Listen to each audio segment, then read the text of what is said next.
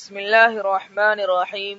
صرف 5 منٹ کا مدرسہ قرآن و حدیث کی روشنی میں 308واں دن 8 ذی القعدہ۔ نمبر 1، اسلامی تاریخ۔ حضرت انس بن نضر رضی اللہ عنہ کی شہادت۔ حضرت انس بن نضر انصاری رضی اللہ عنہ خادم رسول حضرت انس بن مالک رضی اللہ عنہ کے چچا ہیں۔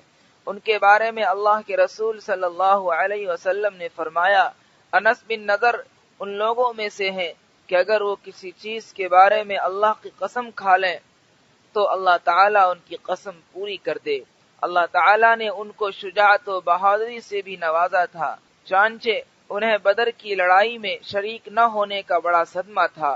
ان کی تمنا تھی کہ کوئی موقع ہاتھ آئے اور اپنی بہادری کے جوہر دکھاؤں۔ اتفاق سے جنگ احد کا موقع پیش آ گیا، جس میں یہ بڑی شجاعت کے ساتھ شریک ہوئے۔ احد کی لڑائی میں شروع میں مسلمانوں کو کامیابی ملی، مگر آخر میں پہاڑ پر متعین مسلمانوں کے ہٹنے کی وجہ سے جنگ کا نقشہ بدل گیا۔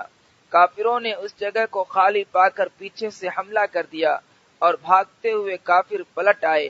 مسلمان اس اچانک حملے کی تاب نہ لا کر ادھر ادھر بھاگنے لگے تو انس بن نضر رضی اللہ عنہ نے حضرت سعد بن معاذ رضی اللہ عنہ کو دیکھ کر کہا، سعد کہاں جا رہے ہو؟ خدا کی قسم احد پہاڑ سے جنت کی خوشبو آ رہی ہے۔ اتنا کہہ کر کافروں کے لشکر میں گھس گئے اور آخری لمحہ تک لڑتے ہوئے شہید ہو گئے۔ ان کا بدن تیروں سے چھلنی ہو گیا تھا، 80 سے زیادہ تیر و تلوار کے نشان ان کے بدن پر موجود تھے۔ نمبر 2، حضور صلی اللہ علیہ وسلم کا معجزہ، سخت چٹان کا نرم ہو جانا۔ جنگ خندق میں کھدائی کے دوران ایک سخت چٹان نکل آئی۔ لوگوں نے آپ صلی اللہ علیہ وسلم سے اس کے نہ ٹوٹنے کی شکایت کی۔ آپ صلی اللہ علیہ وسلم نے پانی کا ایک برتن منگوایا اور اس پر چھڑک دیا۔ چنانچہ جو لوگ وہاں موجود تھے وہ کہتے ہیں، اس ذات کی قسم جس نے آپ صلی اللہ علیہ وسلم کو نبی بنا کر بھیجا، وہ چٹان نرم ہو گئی اور پھر حضور صلی اللہ علیہ وسلم نے 3 ضربیں لگائی، جس سے چٹان ٹکڑے ٹکڑے ہو کر بالکل ریت کے ٹیلے کی طرح بکھر گئی۔ نمبر 3، ایک فرض کے بارے میں، عرفات میں وقوف کرنا۔ رسول اللہ صلی اللہ علیہ وسلم نے فرمایا، حج تو عرفہ میں وقوف کرنے کا نام ہے۔ فائدہ، 9 ذی الحجہ کو تمام حاجیوں پر عرفات میں وقوف کرنا فرض ہے۔ نمبر 4، ایک سنت کے بارے میں، دوران طواف کی دعا۔ حضرت عبداللہ بن صائب رضی اللہ عنہ فرماتے ہیں کہ میں نے رسول اللہ صلی اللہ علیہ وسلم کو رکنین کے بیچ میں یہ دعا پڑھتے ہوئے سنا، ربنا آتنا فی الدنیا حسنہ وفی الآخرۃ حسنہ وقنا عذاب النار۔ نمبر 5، ایک اہم عمل کی فضیلت، ہر فرض نماز کے بعد سورہ اخلاص پڑھنا۔ رسول اللہ صلی اللہ علیہ وسلم نے فرمایا، جو شخص ہر فرض نماز کے بعد قل هو اللہ احد اخیر تک پڑھے گا، اس کو موت کے علاوہ کوئی چیز جنت میں داخل ہونے سے نہیں روک سکتی۔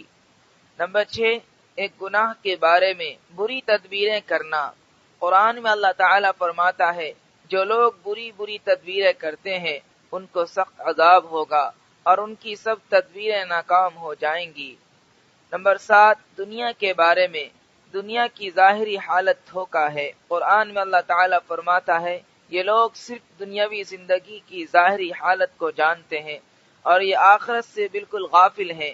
یعنی انسان صرف دنیا کی چیزوں کو جانتے ہیں اور اسی کو حاصل کرنے کی فکر میں لگے رہتے ہیں۔ انہیں پتہ ہی نہیں ہے کہ اس کے بعد دوسری زندگی آنے والی ہے اور وہ ہمیشہ ہمیش کی زندگی ہے، لہذا دنیا میں لگنے کے بجائے آخرت کی تیاری میں مشغول رہنا چاہیے۔ نمبر 8، آخرت کے بارے میں، دوزخ کی دیوار۔ رسول اللہ صلی اللہ علیہ وسلم نے فرمایا، دوزخ کی آگ کی قناتوں کو 4 دیواروں نے گھیر رکھا ہے اور ہر ایک دیوار کی چوڑائی 40 سال چلنے کے برابر ہے۔ نمبر 9، طب نبوی سے علاج، سورہ بقرہ سے علاج۔ رسول اللہ صلی اللہ علیہ وسلم نے فرمایا، اپنے گھروں میں سورہ بقرہ پڑھو، اس لیے کہ شیاطین و آسیب اس گھر میں داخل نہیں ہوتے جس گھر میں سورہ بقرہ پڑھی جاتی ہے۔